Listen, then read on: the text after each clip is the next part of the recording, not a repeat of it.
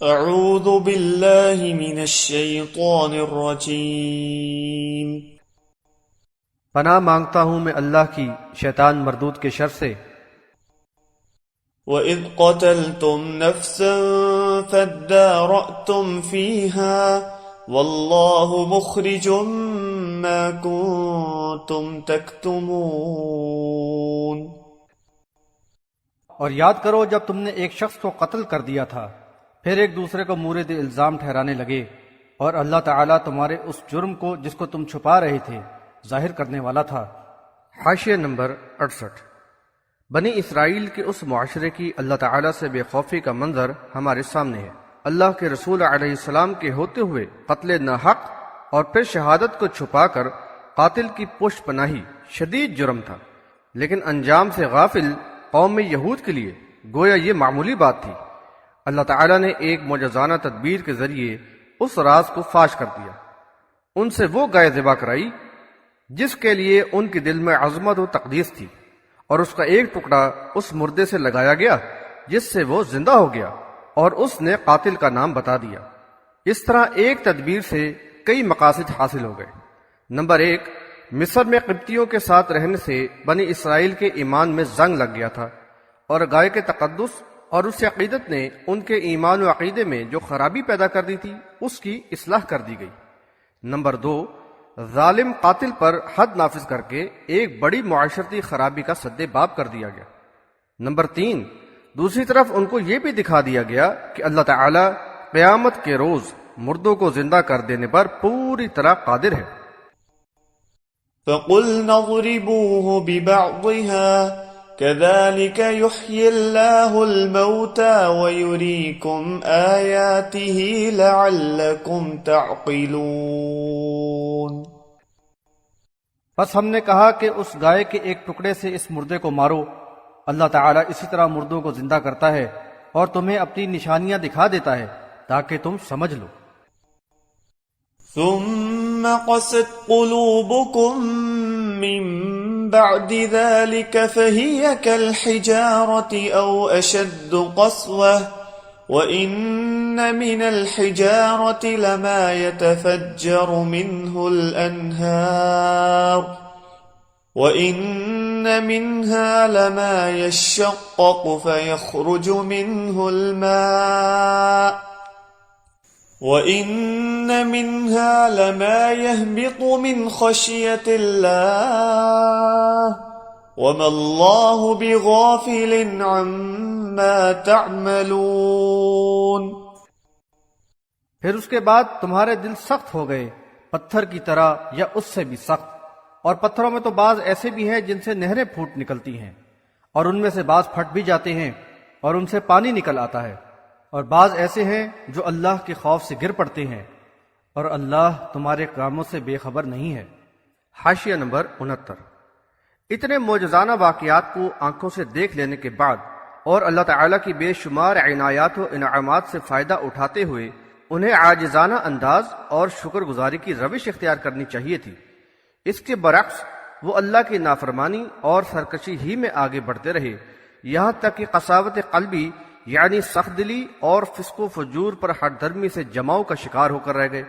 یہ بات قابل غور ہے کہ قلب سلیم رکھنے والے خوش نصیب سوچ سمجھ کر ایمان کی دعوت کو قبول کرتے ہیں، وعظ و نصیحت کا ان پر اثر ہوتا ہے اور دلوں پر رقت طاری ہو جاتی ہے۔ بحوالہ سورۃ الانفال آیت نمبر 2۔ فکر آخرت سے عمل صالح کا شوق پیدا ہوتا ہے اور اصلاح کا جذبہ بیدار رہتا ہے، اور وہ اللہ اور رسول سے کیے ہوئے عہد کی پابندی کرتے ہوئے اپنے اندر مومنانہ اوصاف کو پروان چڑھاتے رہتے ہیں۔ صحابہ کرام رضی اللہ عنہم انہی اوصاف کے حامل تھے۔ اس کے برعکس آخرت سے بے پرواہ قوم یہود میں مسلسل عہد شکنی اور اللہ کی نافرمانی کے سبب جمود و بے حسی کی کیفیت میں اضافہ ہی ہوتا رہا، یہاں تک کہ وہ ایسے سخت دل ہو گئے کہ اللہ اور یوم آخرت کے ذکر اور وعظ و نصیحت نے ان پر کوئی اثر نہ کیا اور نہ ان میں کوئی تبدیلی آئی، اور بالآخر وہ اللہ کی لعنت اور سخت دلی کا ہی شکار ہو کر رہ گئے۔ بحوالہ سورۃ المائدہ آیت نمبر 13۔ افسوس کہ آج اس کلمہ گو امت نے بھی اس مرض میں مبتلا ہو کر اللہ کی لعنت اور قہر و غضب کا اپنے آپ کو مستحق ٹھہرا لیا ہے۔ اس آیت میں بڑے ہی مؤثر ادبی پیرائی میں سخت دل انسانوں کو پتھر سے تشبیہ دی گئی ہے، اور بتایا گیا ہے کہ جب انسان اللہ کی نافرمانی میں حد سے گزر جاتا ہے تو اس کا دل قبول حق کے معاملے میں پتھر سے بھی سخت ہو جاتا ہے، اور اصلاح کا امکان قطعاً باقی نہیں رہتا۔ پتھر سے تو اس کی سختی کے باوجود بھی چشمے پھوٹ پڑتے ہیں، اور کبھی وہ خشیت الہی سے ٹوٹ پڑتے ہیں۔ أفتطمعون أن يؤمنوا لكم وقد كان فريق منهم يسمعون كلام الله ثم يحرفونه من بعد ما عقلوه وهم يعلمون۔ کیا تم یہ توقع رکھتے ہو کہ یہ بنی اسرائیل تمہاری بات مان لیں گے اور ایمان لے آئیں گے؟ حالانکہ ان لوگوں میں ایک ایسا گروہ رہا ہے جو کلام اللہ کو سن کر جانتے بوجھتے علم کے باوجود اس کو بدل ڈالا کرتے ہیں۔ حاشیہ نمبر 70۔ ان آیات میں بنی اسرائیل کی پیشہ ور علماء کی فریب کانہ روش اور تقلید اعمى کے شکار عوام کی رسمی دینداری کا ذکر کیا گیا ہے۔ کتاب اللہ جو انسانوں کے لیے ذریعہ ہدایت ہوتی ہے، اس کی طرف رجوع کرنے کی بجائے آبائی دین، بزرگوں کی اقوال اور ورثے میں ملے ہوئے توہمات، باطل نظریات اور رسم و رواج ہی کو دین کا نام دے دیا جاتا ہے۔ عوام علماء و مشائخ پر اندھے اعتماد کو بزرگوں کی تعظیم کا نام دے کر ان کو تنقید سے بالاتر قرار دیتے ہیں، جبکہ یہ پیشہ ور علماء و مشائخ آخرت سے قطعاً غافل ہو کر اس صورتحال سے فائدہ اٹھاتے ہوئے دین کو کمائی کا ذریعہ بنا کر دنیاوی فوائد سمیٹنے میں لگ جاتے ہیں۔ ان پیشہ ور علماء کی مفاد پرستانہ روش پر یہاں بڑا مؤثر تبصرہ کیا گیا ہے۔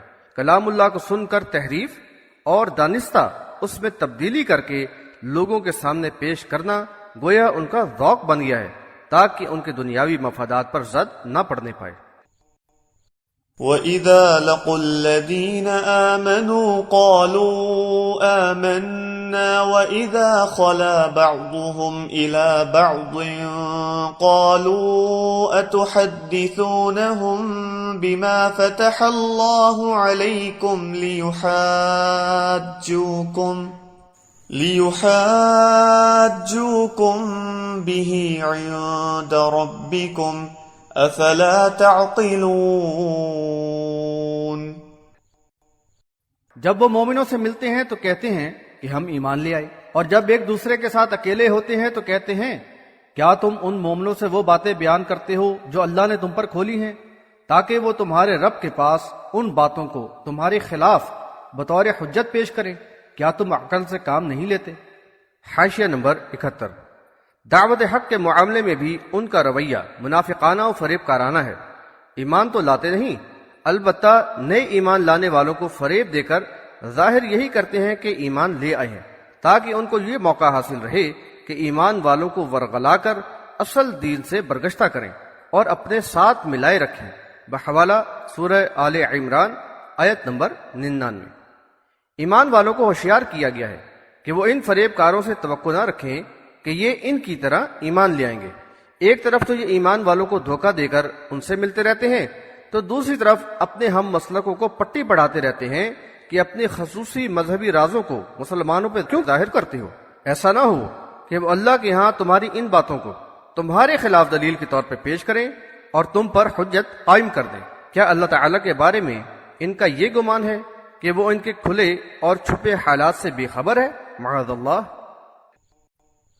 أَوَلَا يَعْلَمُونَ أَنَّ اللَّهَ يَعْلَمُ مَا يُسِرُّونَ وَمَا يُعْلِنُونَ۔ کیا وہ نہیں جانتے کہ اللہ کو تو خوب معلوم ہے جو وہ چھپاتے اور ظاہر کرتے ہیں۔ وَمِنْهُمْ أُمِّيُّونَ لَا يَعْلَمُونَ الْكِتَابَ إِلَّا أَمَانِيَّ وَإِنْ هُمْ إِلَّا يَظُنُّونَ۔ اور ان میں سے بعض ان پڑھ ہیں جو کتاب کا تو کچھ بھی علم نہیں رکھتے، البتہ انہوں نے بس کچھ امیدیں باندھ رکھی ہیں اور محض وہم اور گمان کو سہارا بنائے بیٹھے ہیں۔ حاشیہ نمبر 72۔ اور ان میں کتاب کا علم نہ رکھنے والے ان کے ان پڑھ مقلدین کا یہ حال ہے کہ وہ ان پیشہ وروں کے ہاتھوں بالکل ہی بے بس ہیں، ان کو جس طرف ہانک دیا جاتا ہے آنکھ بند کر کے چل پڑتے ہیں، جیسا کہ آج کے کلمہ گو لوگوں کی اکثریت کا حال ہے۔ انہیں ان کے رہنما یہ بتاتے ہیں کہ قرآن کو صرف علماء سمجھ سکتے ہیں، تم نے اگر خود قرآن کو سمجھنے کی کوشش کی تو گمراہ ہو جاؤ گے، اس لیے جو ہم بتائیں آنکھ بند کر کے اسے مانو۔ اللہ تک پہنچے ہوئے بزرگوں کے ملفوظات اور حکایات اولیاء پڑھو، ختم شریف کرو، زعفرانی نقش اور کالے بکرے سے آفتیں ٹالو، کسی پیر کامل کے مرید ہو جاؤ، بس بیڑا پار ہو جائے گا۔ الغرض ان کی ساری دینداری کا دار و مدار انہی توہمات و رسومات پر ہے۔ اس طرح ان کو انتہائی سستا نجات کا راستہ دکھا دیا گیا، جہاں نہ تو حق و باطل کی تحقیق کی ضرورت ہے، نہ عقائد کی اصلاح کا مسئلہ، اور نہ ہی سنت و بدعت کا فرق معلوم کرنے کی ضرورت۔ بس لگا بندہ فرقہ وارانہ یا آبائی دین ہی گویا نجات کے لیے کافی ہے۔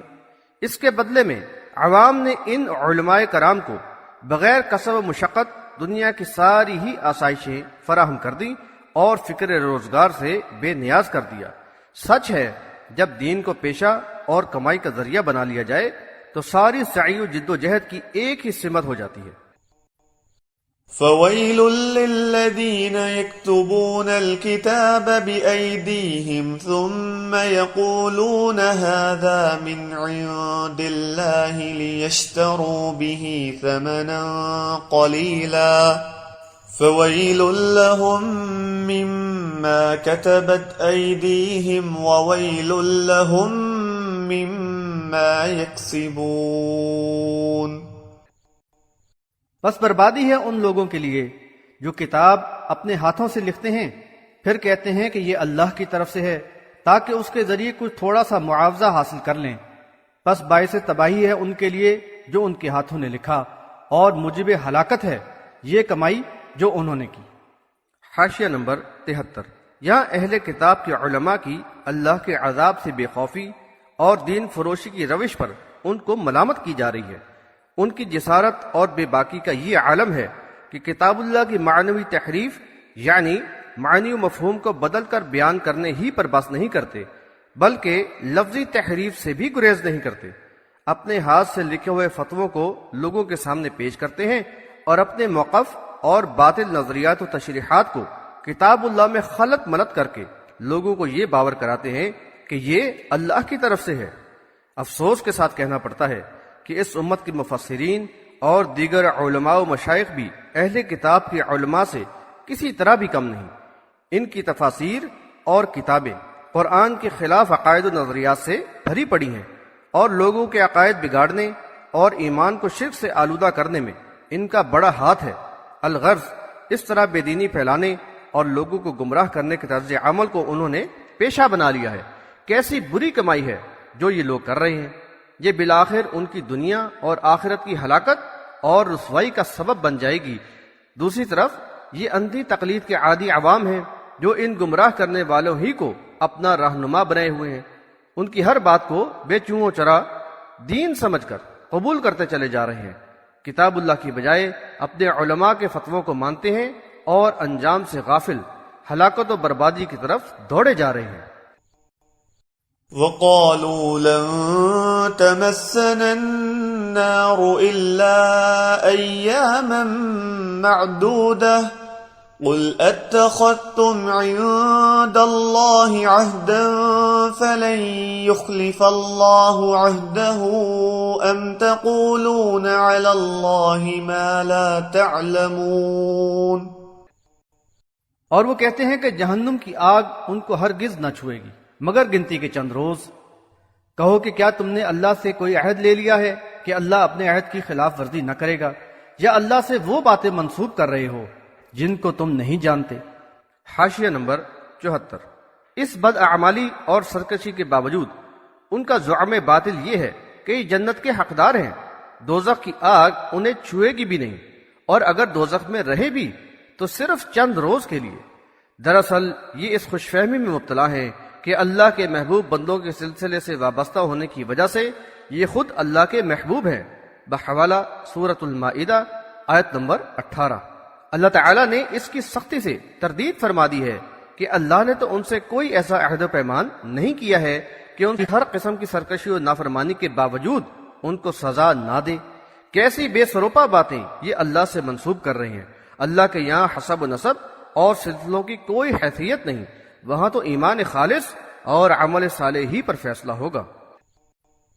بلى من كسب سيئة وأحاطت به خطيئته فأولئك أصحاب النار هم فيها خالدون۔ بھلا کیوں نہیں، جس کسی نے کوئی برائی کی اور اس کے گناہوں نے اسے اپنے گھیرے میں لے لیا تو یہی لوگ جہنمی ہیں، وہ ہمیشہ اسی میں رہیں گے۔ حاشیہ نمبر 75۔ ان پیشور علماء و مشائخ اور ان کے اندھے متبعین کے باطل نظریات پر بھرپور چوٹ لگاتے ہوئے فرمایا کہ اگر یہ اللہ کے محبوب ہی ہیں تو پھر اللہ انہیں ان کے گناہوں پر عذاب کیوں دے رہا ہے؟ بحوالہ سورۃ المائدہ آیت نمبر 18۔ اللہ کی تو یہی سنت ہے کہ جو کوئی نافرمانی کی روش اختیار کر کے بد اعمالیوں میں غرق رہے گا تو ایسے سارے ہی لوگ ہمیشہ کے لیے جہنمی قرار دیے جائیں گے، اور جو لوگ اللہ اور رسول صلی اللہ علیہ وسلم پر ایمان لائیں، اپنے ایمان کو شرک سے پاک کر کے عمل صالح کی روش اپنائیں اور اللہ اور رسول صلی اللہ علیہ وسلم کے حکم کے مطابق ایمان کے تقاضے پورے کریں تو وہ جنت کے دائمی وارث بنا دیے جائیں گے۔ والذين آمنوا وعملوا الصالحات أولئك أصحاب الجنة هم فيها خالدون۔ اور جو ایمان لائے اور انہوں نے اچھے کام کیے تو یہی لوگ جنتی ہیں، اس میں ہمیشہ رہیں گے۔